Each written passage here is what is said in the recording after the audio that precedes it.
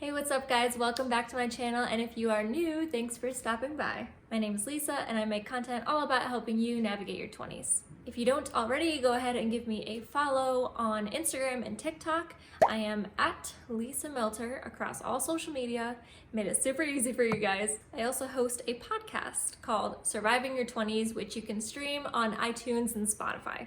All right, so let's get down to what we're doing today. So the title of this video is Top Mistakes I Have Made in My 20s so far. I'm probably gonna put a number on it, but I have no idea how many. I mean, I've made a lot of mistakes, but we'll see how many I actually go into in this video. So I'm kind of talking off the cuff here. Don't really have any notes or anything like that. I just kind of wanted to sit with you guys and just talk about the good old days of my early 20s so far and some things that I wish I maybe had done a little differently. I don't want to say I have any like huge regrets, but I do think that there were some things that I could have handled better or things that could have turned out a little bit better for me, and perhaps based on my own actions they didn't. And so I wanted to share those with you today in hopes that this helps you, especially if you are about to turn 20 or you're already in your 20s and you are just looking for a little more support and guidance, and maybe this helps you feel like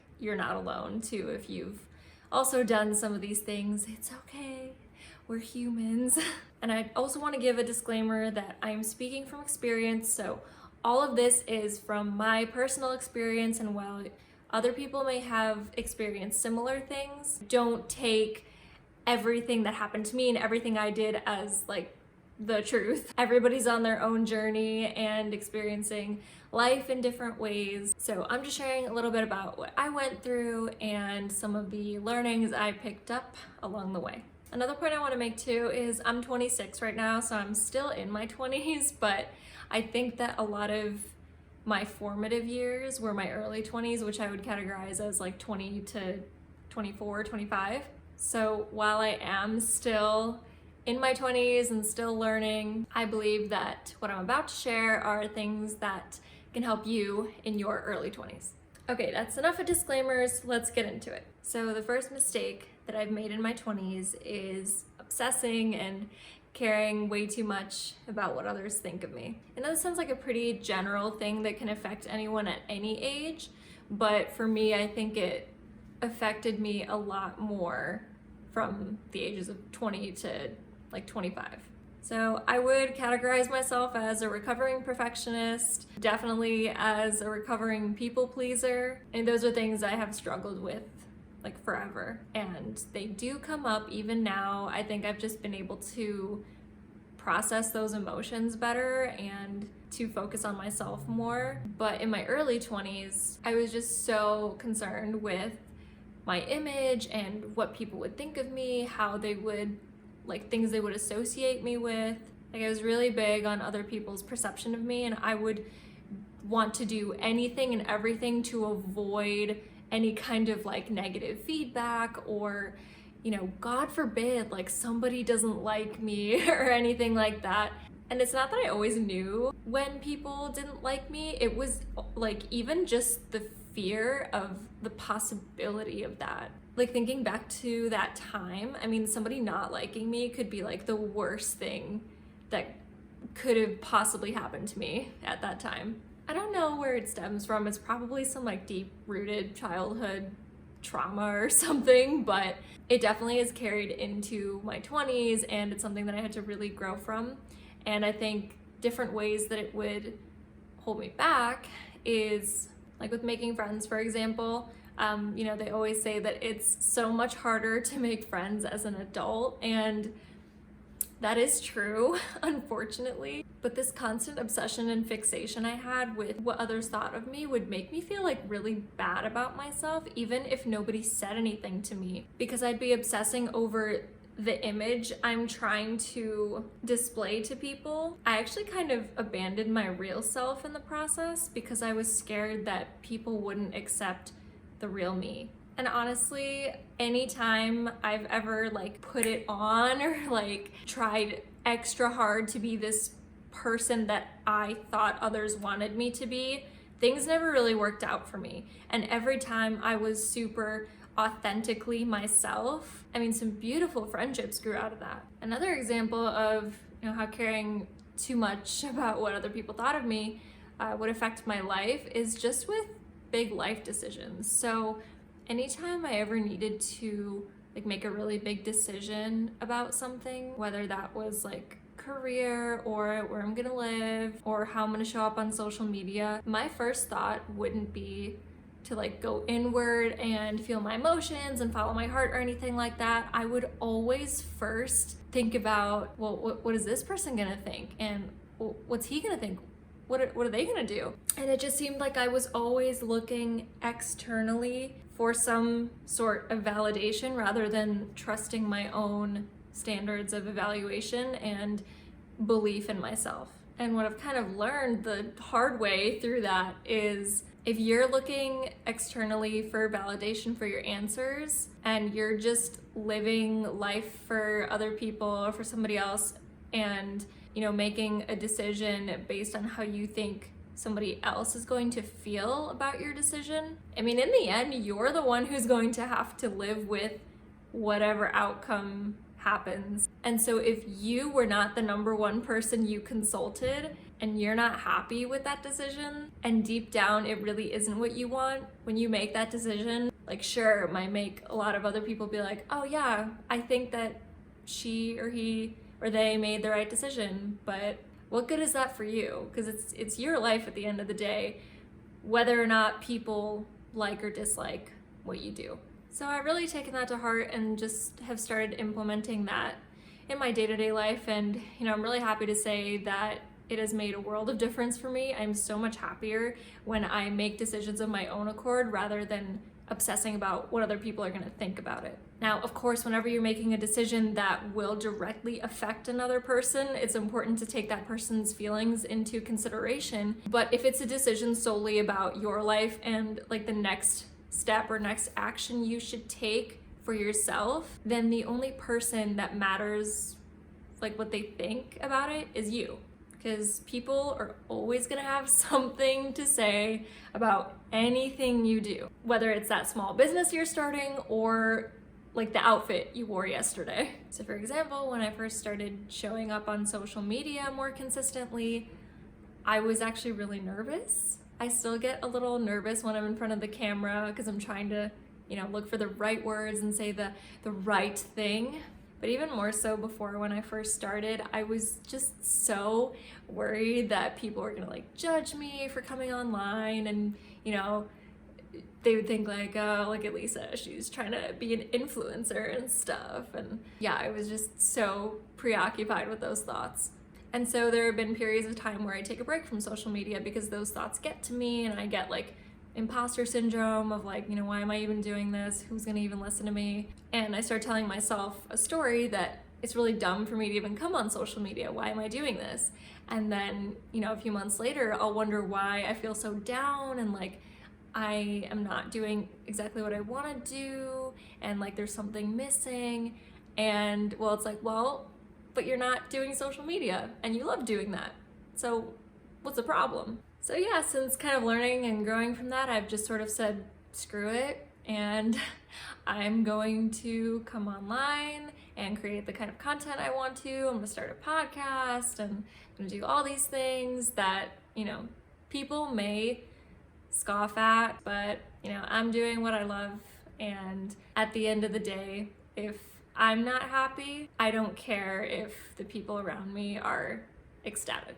So my advice to you is you have to do things that make you happy, regardless of what other people around you think. Seems like such a simple, like, duh thing, but it's really easy to fall into that trap in your 20s and just start living life for other people when these are super important foundational years for you. So that was number one, caring too much about what other people think of me. Number two, I mean, I want to say like a few specifics under this umbrella, but we'll just give it a general statement. Number two was not knowing enough and not educating myself enough about financial literacy. So money is kind of a complex thing to talk about. It's almost like a taboo thing to talk about. For some reason, we just do not like to talk about money in our society, even though it's incredibly important to talk about it so that it becomes less stigmatized and people don't stress about it as much. And that kind of brings me to my problem in my early 20s, which was I really didn't know anything about money management other than save a lot of money and stick it in your savings account. And while that is a good thing, there are so many other important things that you need to be doing with your money, especially as a 20-something. So like when I was 20, I was still in college. I had, 2 more years to go, and I had taken on some loans to pay for school. And did I know how loans actually worked? God, no. And there are so many students that do this where they take on loans, but they don't actually know how they work. And obviously I'm not gonna judge them because I was one of them, but definitely take my experience as a teaching that you should absolutely research loans before you take them on, or if you do take them on, you need to know how your repayment plans work and just everything that's involved in them, because I think it would open up many people's eyes. Now, I am grateful that I took on those loans and that, they helped me go to school, and I went to a fantastic school, got a good education and everything, got a good job after that. But I just wish I would have known more about everything that they entail. And that goes for a lot of other things. Like I really had no sense of money management, or at least smart money management. I come from an immigrant family, and as many of you that come from immigrant families know, there's a very prevalent sentiment of make a lot of money and save like crazy. I feel like that was such a big thing for me and my family growing up because, they came from Eastern Europe to the US with like basically nothing and just slowly built wealth over the years. And, I love them so much. They've done so well for themselves. But growing up, there was always this kind of scarcity mindset of we have to do everything in our power to make sure that there's enough. And I felt like they really wanted me to focus on getting a high-paying job and then just sticking everything in savings. Here's the thing though. Saving money, obviously a very good thing. However, when you take your money and put it into an account and it just sits there for years, all the while inflation's going up, rates are going up, and your money's just still sitting there, obviously the value of that money that you put in like 5-10 years ago is gonna go down. And so you have to do other things with your money to help it grow as times change. So that's when things like investing, high yield savings accounts, IRAs, things like that come into play. I don't wanna get into all the nitty-gritty financial stuff. We're actually gonna be talking a lot about that on the podcast. But all this to say, I didn't really know what was going on with my money, and I think I would just kind of blindly spend and save, which often led to overspending and not knowing where my money was going, and then consequentially at the end of each month being super stressed about not having enough money. I mean, it was money really, really stressed me out between the ages of 22 and 24. So where did I go from there? How did I fix this and educate myself and become more financially literate? It did not happen overnight. I had a lot of resistance to this. I think just because of that deep-seated fear of money that I think a lot of people have, but just don't know how to conceptualize it or put it into words. But that's what was going on with me. And it took me a long time to come around and start learning about investing and credit cards and things like that.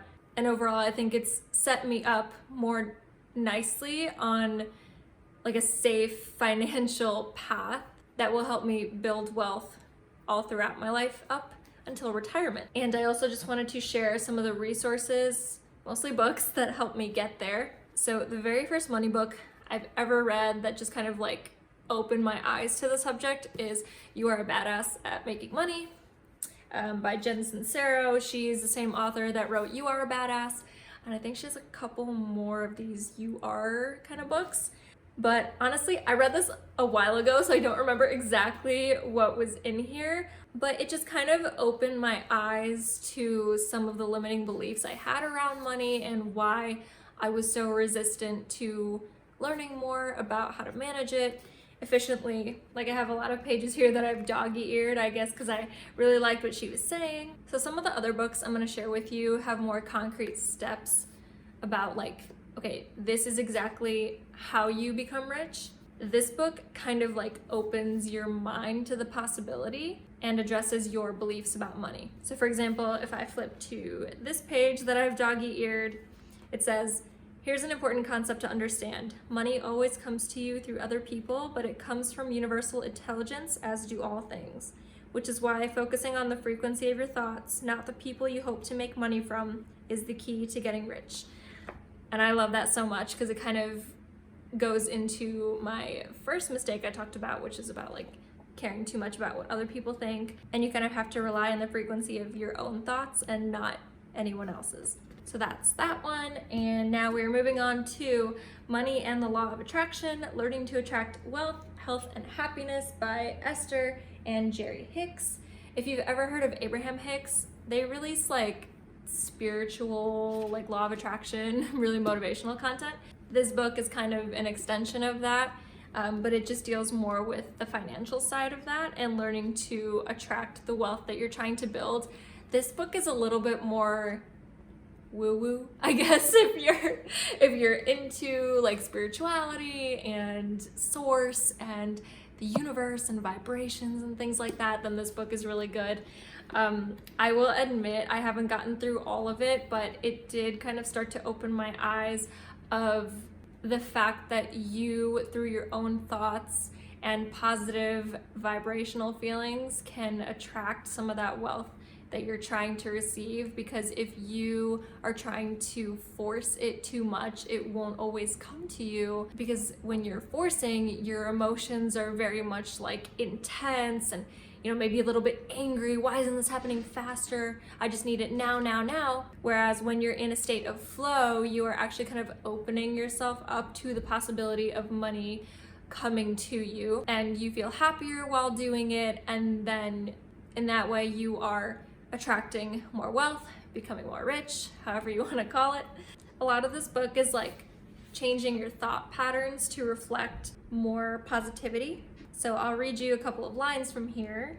So this one says, rather than saying, I never have enough money, you say instead, I'm looking forward to having more money. And I just love that because it's just such a different story that you tell yourself, and you're giving yourself a very different feeling. And then in the end, you know, that gets you a very different result.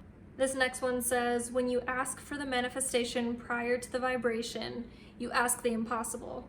When you are willing to offer the vibration before the manifestation, all things are possible. It is law. And that is just such a good way of saying, like, if you are wanting some positive outcome, but your thoughts aren't in that right mindset to look at it positively, you're not going to be able to attain that, because you're going to be so focused on the negative, the lack, the scarcity. So yeah, it literally says here, you cannot feel poor and vibrate poor and thrive. Abundance cannot find you unless you offer a vibration of abundance. So like attracts like, your thoughts lead to your outcomes. So those are the two that kind of shifted my money mindset.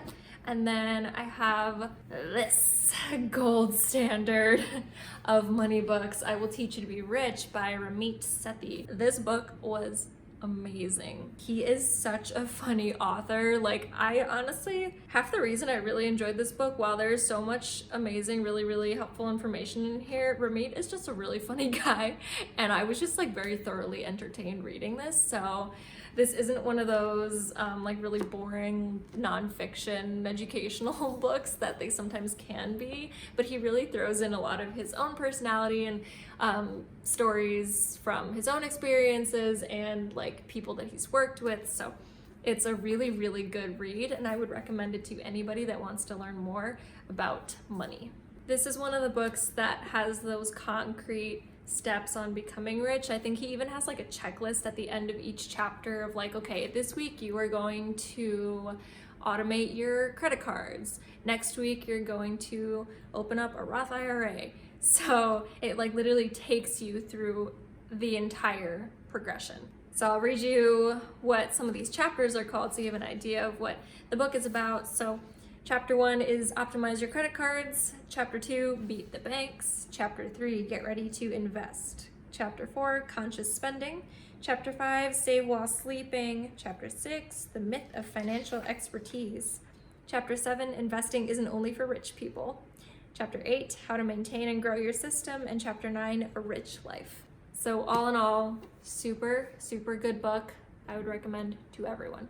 When I had a lot of confusion about money management and how to become better at it, this book really put it very plainly for me without being super boring. So if you're overwhelmed by all the money things out there and loans and credit cards and all that stuff, this is a really good one to start with. So this next one I haven't read yet, but it's on my list. It's called Rich Dad, Poor Dad. You've probably heard of this book. It's by Robert Kiyosaki. He is super big in the financial money space, and I've heard really good things about this book being very, very eye-opening. It's like something I already know about this book that my fiance actually showed me, because he's the one who went like ham into financial literacy before I did. But there's a page on here that shows the cash flow pattern of a poor person. So they have their job, their salary, and then all the expenses they have just tank the amount of wealth that they have. And then this one, it shows the cash flow pattern of a person in the middle class. So kind of the same thing, job, income, they have expenses, but then now they also have liabilities from things that they own, such as a mortgage for the house they own and car loans and things like that, but they're like offsetting it with their income. And then this is the cash flow pattern of a very wealthy person who has all of those things previously mentioned, but they also have assets like real estate, stocks, bonds, notes, intellectual property to sort of offset the cash liabilities that they do have. So even just seeing that one chart has been really eye-opening for me and has inspired me to create some of those assets for myself. So I know money can be a really complicated subject, and it kind of is.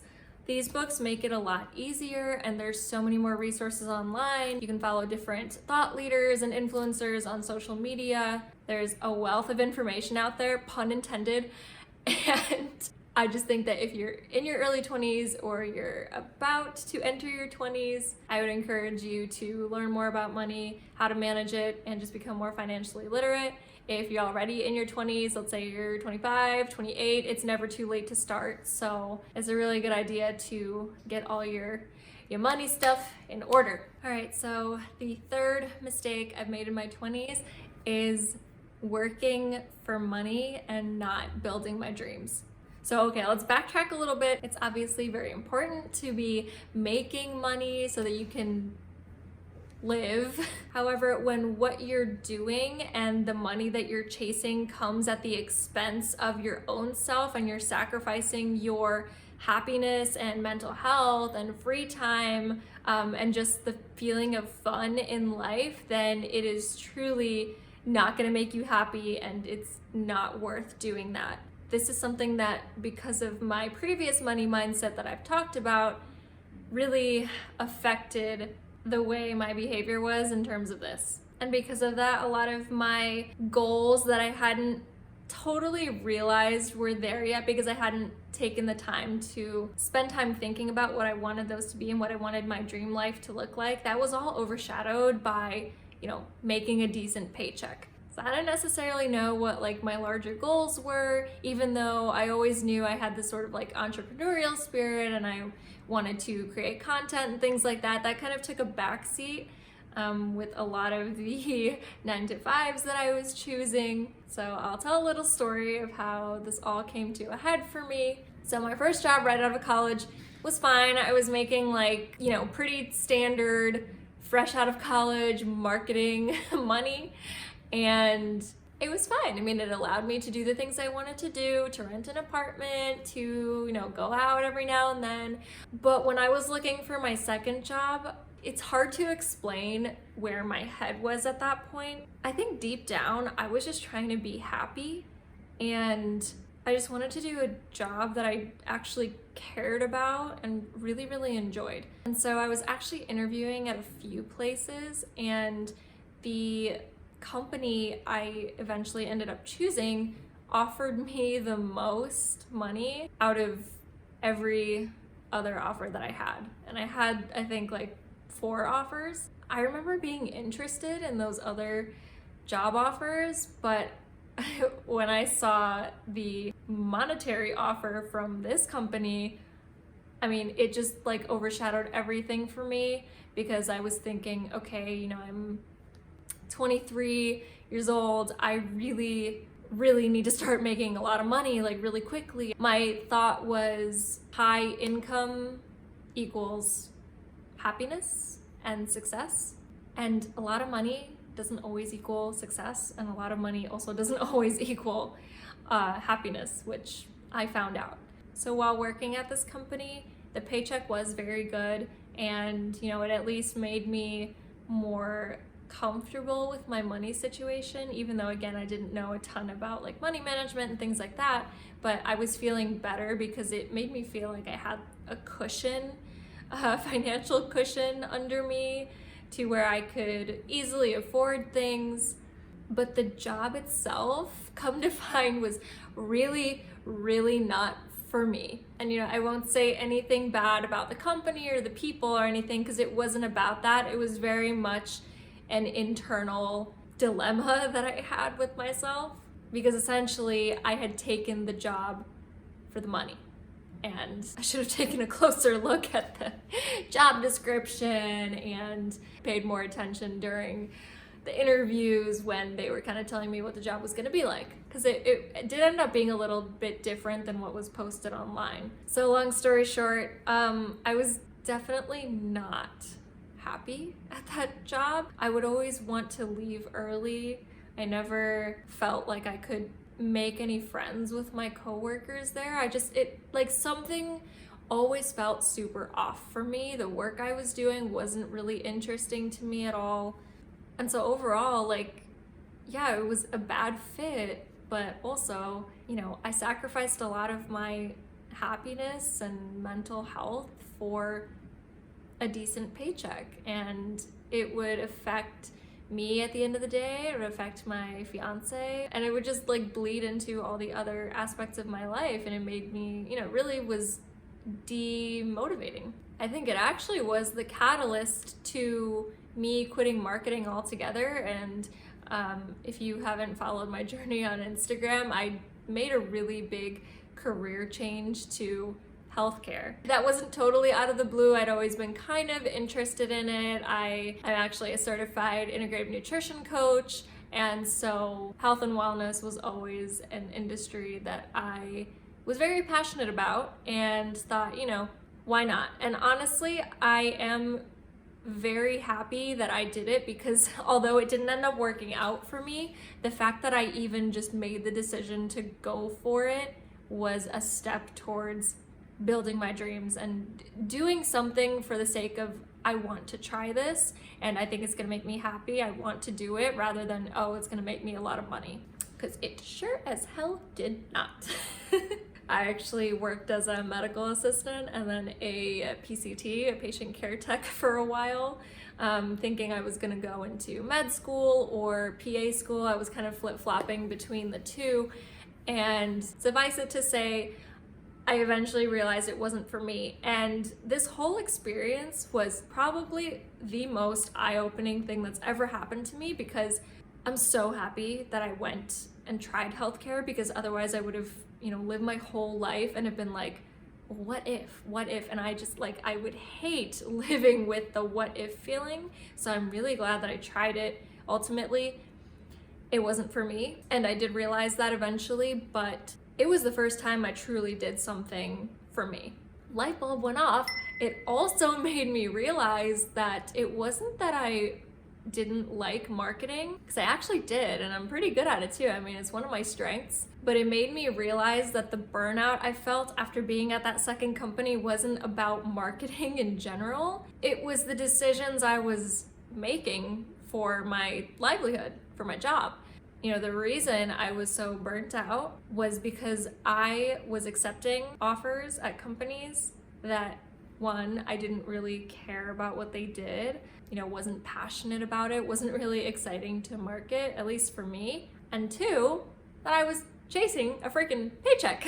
So it was just this very big aha moment for me, and kind of a relief, oh God, okay, so it wasn't marketing, good, because I love it. It was about the life that I was choosing to live and the things I was sacrificing as a result. So flash forward to today, I would say I'm probably the happiest and most successful I've ever been. I found my way back to marketing, and when I was doing that job search, I very heavily focused more on the company itself and whether it was an industry that I was interested in and could see myself working in and being passionate about. And I also just paid more attention to the job descriptions in terms of okay, if there is something in this job description I don't like, I'm not going to be applying for that job. I'm only going to be looking for things that play to my strong suits, that will make work actually fun for me. And I eventually found that, and I just get to do everything I love and am passionate about. And being so satisfied and happy at my 9-to-5 has actually made me more motivated to create content on here and on Instagram and on TikTok. And like I said, the money piece is important, of course, and the money has come and it's growing and everything like that. So I think the reason that it was so successful this time was because, again, I didn't force it. It just flowed to me, just like these books were saying. I had this really positive vibration and really love my job. And when you love your job, you're doing the things that you're just so fired up about, the money comes. And that's just kind of what I've realized through all of these experiences. And now I just get to focus more on building my dreams and just creating that dream life. And I wish the same to all of you, just sending you all of that good juju. All right, so that'll do it for today. So we came up with 3, because I was a little long-winded, so, but hopefully it helped. So those were the 3 mistakes I've made in my 20s so far and what I've learned from them. Again, if you have found yourself in the same situation, or if you're currently going through some of the things I mentioned, just know that it's okay and you're not alone. Even though our experiences may be different, they're very individualized. We all have kind of the same overall struggles at the end of the day, and we all just want to be happy. And I get that. I get that very deeply. And I just hope that my experiences have offered you some solace and some inspiration and motivation to just try and live your best life and be a lifelong learner, and just honestly to enjoy your 20s, because it goes by really quick.